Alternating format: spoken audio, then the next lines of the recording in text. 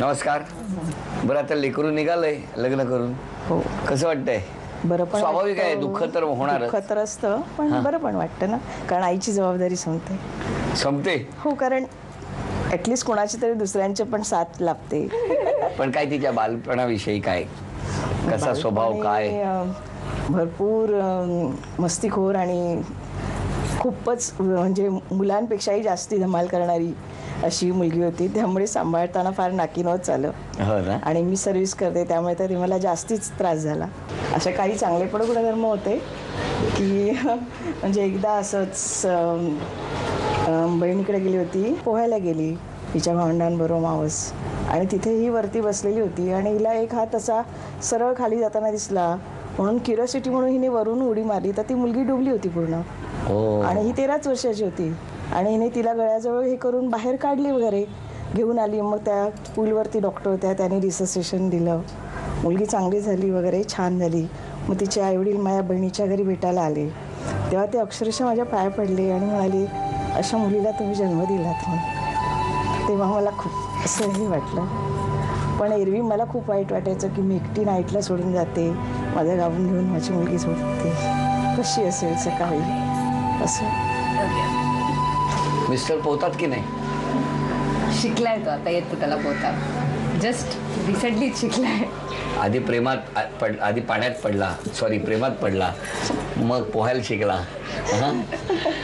पण मग लग्नानंतर काही सांगितलं की नाही मिस्टरांना, जेवणाचं वगैरे, जेवण करून देणार वगैरे रोज?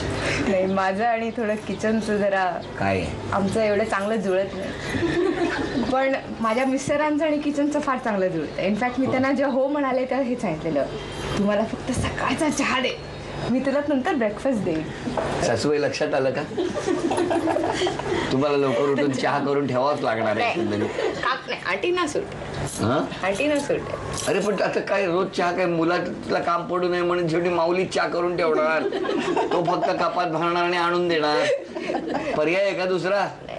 काय वाटतंय? आनंद आहे. आनंद आहे. हो. बरं, आता हे दोघे फोनवरती रात्रीचे बोलत असतात खूप वेळ? हो, चालू असतं. ते तर नॉर्मल आहे. हो का? काय पण म्हणजे त्याचं काय किती तास साधारण? हो, अगदी 1-1.5 तास सुद्धा व्हायचा. म्हणजे शेवटी सांगावं लागायचं. आणि मला नेहमी प्रश्न पडायचा की हे एवढं काय बोलू शकतं. हो हो हो, खरंय. काय बोलताय एवढं? नॉर्मल गप्पा. खरंच, पण 1.5 तास काय बोलतात? हा विषय संशोधनाचा आहे. बर, एकंदरीत किचनशी असणारं नातं, आणि त्यामुळे आता 1 मिनिटात सरबत, लिंबाचं सरबत करून आणून द्यायचं. 1 2 3.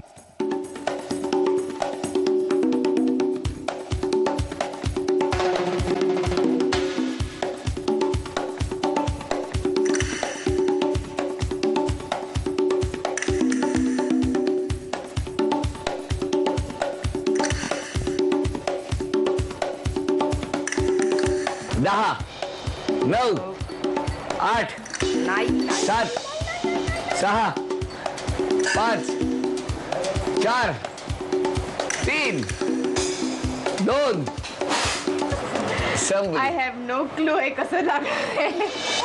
हे बघा, हे असं घ्यायचं ग्लास आणि म्हणायचं, प्रिये, तुझ्यासाठी मी हे लिंबू सरबत बनवलेलं आहे, ते गोड मानून घे म्हणा आणि द्या त्यांना. नाही, हे डायलॉग म्हणायचं प्रेमाने. नाही, असं नाही, ते जुन्या नाटकाप्रमाणे. अहो घ्या ना हे. अरे, ह्यानंतर त्यांना लागणार आहे ठसका प्यायल्यावर. हा आधीच कसा आला? घ्या हे लिंबू सरबत म्हणा म्हणा. घ्या.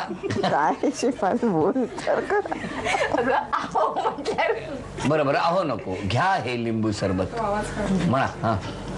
घ्या हे लिंबू. आवाजच आला. आणि 1 मिनिट, काय ते हसून आधीच घ्या, कारण तुमचा आम्हाला चेहरा बघायचा आहे, काय होतंय.